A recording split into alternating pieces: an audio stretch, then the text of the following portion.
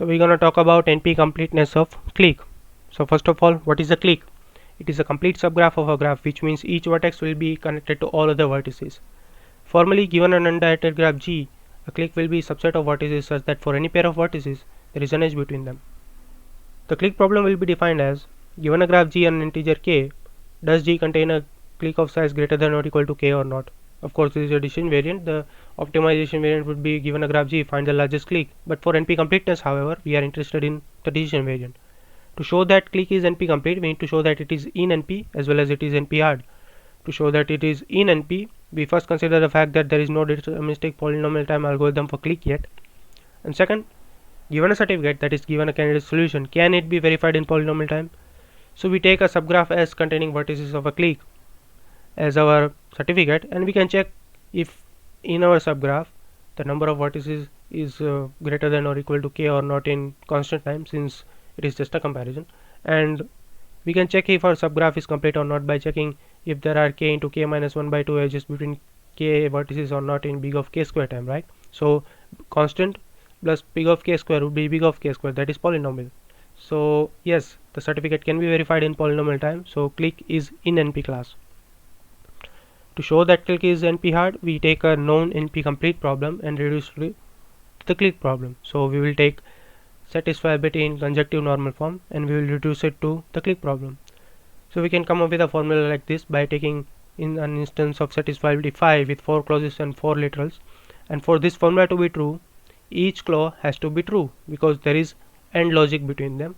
And for each clause has to be true, at least one literal per clause has to be true, right? Because there is OR logic between literals. And of course we cannot have any contradictions, so we cannot set x1 as true here and x1 bar as true here. But how can we relate these two rules to finding all adjacent vertices in a graph? Well, we can come up with a graph out of this equation. We will list out all the literals as vertices and group them according to the clause they belong to. So again, those two rules, one literal per clause has to be true, so will not form any edges within a group, and no contradictions, so will not form any edges between contradictory vertices. So I have listed all the literals as vertices and I'm using different colors to distinct the clause group they belong to, and I'm using this notation x1 2 3 4 I, so ci clause. That means taking x2 3 tells me that it is the x2 literal from the third clause. So can we add an edge here? No, because it is in same group. Can we add an edge here? No, because even though they are in different groups, the vertices are contradictory. x1 and x1 bar does not qualify. This edge? Yes, because different groups, no contradictions. This edge? Yes, same thing. So if we keep adding qualifying edges in our solution, we are essentially creating a graph like this, right? So from this equation we have come up with this graph. So the size of this equation is 4, that is number of clauses.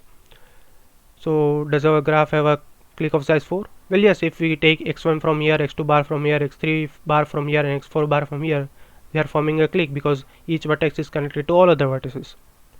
So if we take a satisfiability formula with k clauses, then construct a graph out of it, then in that graph we will have at least one k sized CLIQUE, right? And of course we are constructing this graph in polynomial time. We are essentially just listing out vertices and forming edges between them, which can be done at most in big of n square time, where n is the size of this formula. But how do we validate this CLIQUE? Well, we can take these vertices and put them back as literals with their values as true in our formula. So x1 will be true, x2 bar will be true, so x2 is false, x3 bar will be true, so x3 is false, x4 bar will be true, so x4 is false. And if we compute this formula, the result will be 1, that is, it is satisfied. So the reduction that we have done from this formula to this graph, and therefore the CLIQUE, is correct. So we have shown that satisfiability can be reduced to the CLIQUE problem, right? So CLIQUE is NP-hard. So we have shown that CLIQUE is in NP as well as CLIQUE is NP-hard. So we have proved that CLIQUE is NP-complete.